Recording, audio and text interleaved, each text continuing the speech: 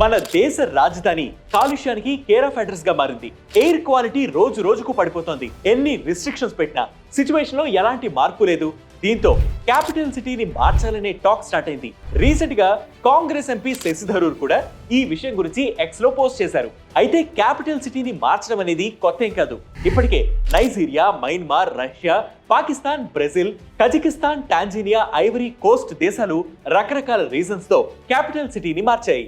రాజధానిని మార్చడం కొత్త కాకపోయినా అంత ఈజీ కాదనేది మాత్రం ఖచ్చితంగా చెప్పగలం. అందుకు పర్ఫెక్ట్ ఎగ్జాంపుల్ ఇండోనేషియా క్యాపిటల్ జకార్తాలో ఆల్మోస్ట్ 1 crore ప్లస్ పాపులేషన్ ఉంది. ఢిల్లీలో ఉన్నట్లే ఇక్కడ కూడా ఎయిర్ క్వాలిటీ పూర్తిగా పడిపోయింది. 2023 May world's most polluted cities list లో జకార్తా టాప్ 10 లో నిలిచింది. అంతేకాకుండా సీ వాటర్ లెవెల్స్ పెరిగిపోవడంతో ఈ సిటీ మునిగిపోతుందనే భయం స్టార్ట్ అయింది.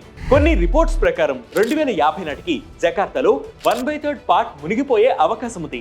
సో క్యాపిటల్ సిటీని మార్చుతున్నట్లు 2019లోనే అనౌన్స్ చేసింది అక్కడి ప్రభుత్వం.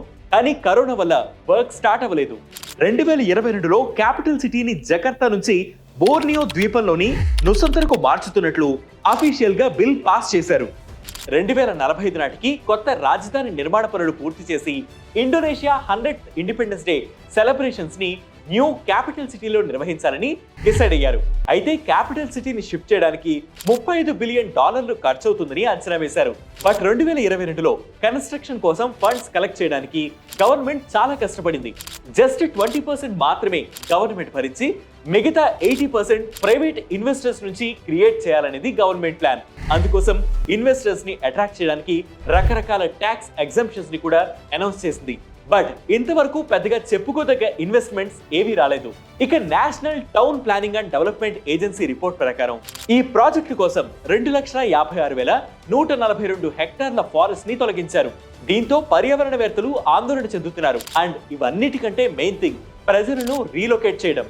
సో మన దేశంలో క్యాపిటల్ సిటీని షిఫ్ట్ చేయాలన్నా ఈ ఛాలెంజెస్ అన్నిటినీ ఫేస్ చేయాల్సి ఉంటుంది. అండ్ కొత్త క్యాపిటల్ సిటీని ఏర్పాటు చేసిన కొంతకాలానికి అక్కడ కూడా సేమ్ సిచ్యువేషన్ వస్తుంది. అప్పుడు మళ్ళీ క్యాపిటల్ సిటీని చేంజ్ చేస్తారా అనే వాదన కూడా ఉంది. సో ముందు ప్రాబ్లమ్స్ కి సొల్యూషన్ వెతకడం ముఖ్యం. కాలుష్యాన్ని తగ్గించడానికి ఏం చేయాలనేది ఆలోచించి అందుకు తగినట్లుగా చర్యలు తీసుకోవాలి. మరి దీనిపై మీ అభిప్రాయాన్ని కింద కామెంట్ సెక్షన్ లో మెన్షన్ చేయండి. ఇలాంటి ట్రెండింగ్ ఎక్స్ప్లెయినర్స్ కోసం ప్రతిరోజు వెయిట్ న్యూస్ యాప్ ని ఫాలో అవ్వండి. Way2News Telugu YouTube channel ని సబ్స్క్రైబ్ చేయండి.